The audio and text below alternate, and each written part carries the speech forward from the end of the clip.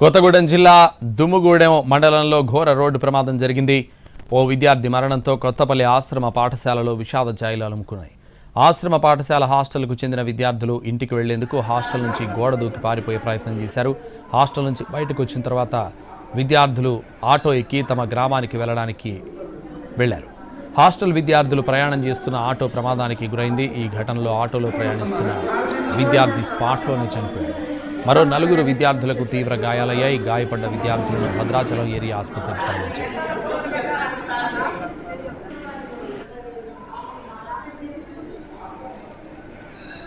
ఈ విషయం తెలుసుకున్న విద్యార్థుల తల్లిదండ్రులు విషాదంలో మునిగిపోయారు. చనిపోయిన విద్యార్థి పేరెంట్స్ బోరున విలపించారు.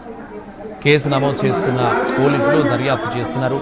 ఆటో డ్రైవర్ నిర్లక్ష్యం వల్లనే ఈ ప్రమాదం జరిగినట్టు తెలుస్తోంది. గాయపడ్డ విద్యార్థులను చూసేందుకు పేరెంట్స్ భద్రాచలం ఆసుపత్రికి చేరుకున్నారు.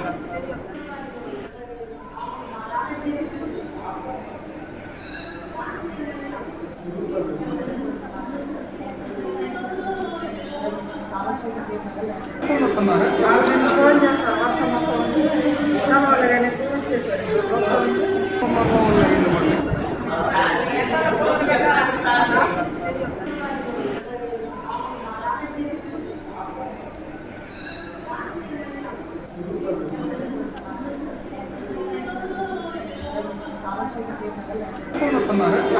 ఫోన్ చేస్తాను వర్షం అనేసి వచ్చేసారు.